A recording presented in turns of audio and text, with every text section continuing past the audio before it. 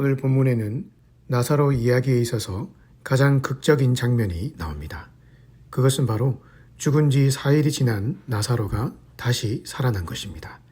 43절에 이 말씀을 하시고 큰 소리로 나사로야 나오라 부르시니 죽은 자가 수족을 배로 동인 채로 나오는데 그 얼굴은 수건에 쌓였더라. 정말 놀라운 사건이 아닐 수가 없습니다. 이미 죽은 지 4일이 지나서 시신이 부패하기 시작했는데 그 상태에서 시신이 살아나서 제 발로 무덤을 걸어 나왔으니 말입니다.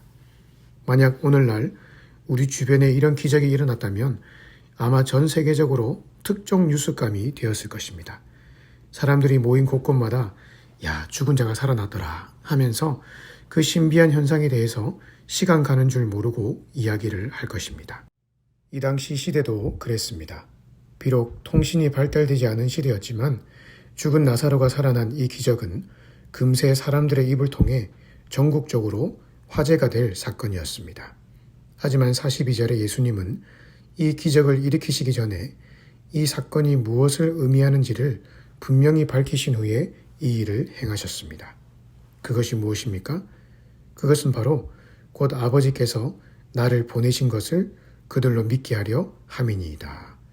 즉 예수님이 어떤 분이신지를 사람들에게 알려주신 후에 그들이 예수님의 하나님 아들 되심을 발견하고 깨닫고 믿고 그래서 그분과 교제함으로 인해 영생을 얻게 하시기 위해서 이 일을 행하셨던 것입니다. 다시 말해 지금 나사로가 살아난 그 사건 자체가 중요한 것이 아니었다는 말입니다. 물론 나사로가 살아난 사건은 분명 기적이었습니다. 하지만 성경에 쓰인 이 기적이라는 말은 사인, 즉 어딘가를 가리키는 표지판이라는 말입니다.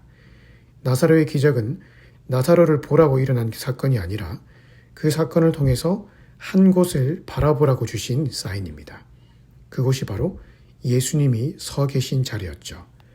45절에 보니 이 나사로 사건을 통해 많은 유대인들이 예수님을 믿었습니다. 바로 그것이 이 기적의 목적이었던 것이죠.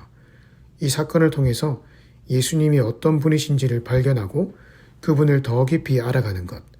그래서 내가 이전에는 미처 알지 못했던 예수님을 어떤 한 사건이 일어날 때마다 발견하고 믿고 따라가는 것. 그것이 바로 예수님이 공생의 당시 기적을 일으키셨던 단 한 가지 목적이었습니다. 그렇다면 오늘 우리가 이 땅을 살아가면서 예수를 믿고 따르는 소위 신앙생활을 한다고 하는 것의 진정한 의미가 무엇인지를 발견할 수 있습니다. 그것은 바로 내 삶에서 일어나는 크고 작은 일들 속에서 나와 함께하고 계시는 예수님을 발견하고 느끼고 배우는 것. 그렇게 하면서 그분과 점점 더 깊은 교제의 자리로 나아가는 것. 그것이 바로 예수를 믿고 신앙생활 하는 것입니다. 오늘날 많은 사람들이 예수를 믿는다고 하면서도 정작 예수님을 따라가는 것이 아니라 예수님이 주실 기적만 바라보며 따라가고 있습니다. 소위 말해 예수 믿는 것은 곧 만사형통이다 라는 개념을 따라서 살아가고 있다는 말입니다. 물론 이 말이 전적으로 틀린 것은 아닙니다. 예수님은 당신의 사랑과 능력으로 우리를 충분히 형통하게 하실 수 있고 높은 자리에 올리실 수도 있습니다. 하지만 그렇지 않을 수도 있다는 사실을 알아야 되는 것이죠. 예수 잘 믿고 기도 열심히 하면 하버드 대학에 들어갈 수 있습니까? 물론 갈 수 있습니다. 예수님이 하버드를 통해서 나를 쓰시기 원하신다면 말입니다. 하지만 못 갈 수도 있는 것이죠. 왜냐하면 예수님이 나를 하버드가 아닌 다른 방향으로 쓰시기 원하시면 말입니다. 하지만 예수님 그분 자체를 믿고 따르는 것이 아닌 예수는 곧 만사형통이라는 개념을 가지고 살아가는 사람은 하버드를 들어가는 것만이 예수를 잘 믿은 것이고 기도 응답을 받은 것이라고 생각합니다. 소위 예수가 주실 기적만 쫓아가는 삶을 살아가는 것이죠. 얼마나 어리석은 생각입니까? 하버드는 도대체 무엇이고 성공해서 높은 자리에 가는 것은 도대체 무엇이란 말입니까? 그것은 다 땅에 속한 것입니다. 기적적으로 하버드에 들어갔고 성공해서 높은 자리에 올라갔다고 한들 그것은 마치 나사로가 기적을 통해 한 번 살아났지만 얼마 후에 다시 늙고 병들어서 죽었듯이 그런 성공과 높은 자리는 다 썩어 없어질 이 땅의 것들 뿐입니다. 하지만 그런 좋은 대학, 성공이 마치 내 신앙의 목표인 양 살아간다면 얼마나 어리석고 안타까운 인생이냐 말입니다. 예수를 제대로 믿는 것은 그런 허탄한 신화와 성공을 쫓아 살아가는 것이 아니라 오늘 내 삶에 일어난 크고 작은 일들을 통해서 예수를 발견하는 것입니다.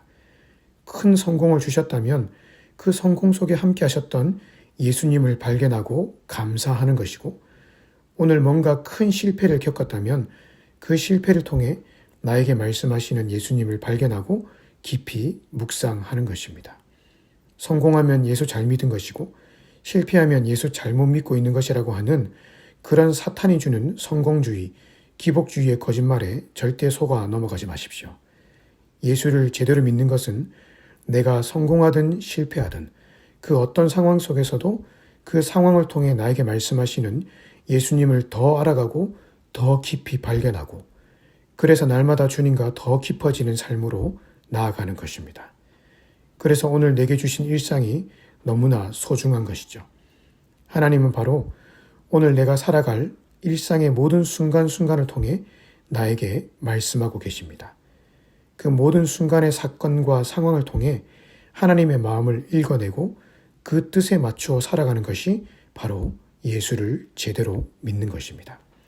따라서 오늘 하루 예수는 곧 만사형통이라고 하는 허탄하고 잘못된 신앙을 쫓아가지 말고 예수는 곧 모든 상황을 통해 나에게 말씀하시고 나와 교제하기를 원하신다고 하는 바른 신앙의 자세를 가지고 더 깊은 주님과의 교제 자리로 나아가십시다. 그렇게 하루하루 주님과 깊이 교제하며 살다 보면 언젠가 천국에서 더 깊이 주님과 교제할 날이 오게 될 것입니다. 오늘 하루도 주님과 동행하며 승리의 길을 걸어가시기를 주님의 이름으로 축복합니다.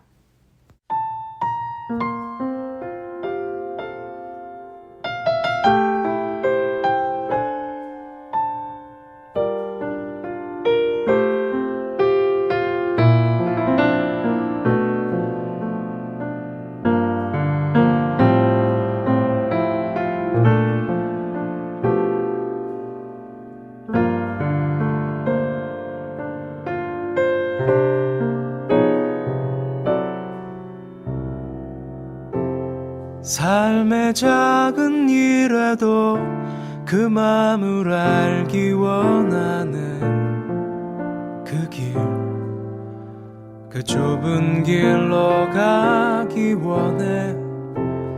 나의 작음을 알고 그분의 크심을 알며 소망, 그 깊은 길로 가기 원하네.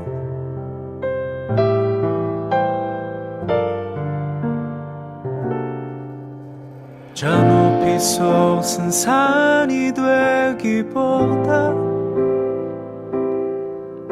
여기 오름직한 동산이 되길, 내가 아는 길만 비추기보다는 누군가의 길을 비춰준다면 내가 노래하듯이 또 내가 얘기하듯이 살길, 난 그렇게 죽기 원하네. 삶의 한 절이라도 그분을 닮기 원하네. 사랑, 그 높은 길로 가기 원하네.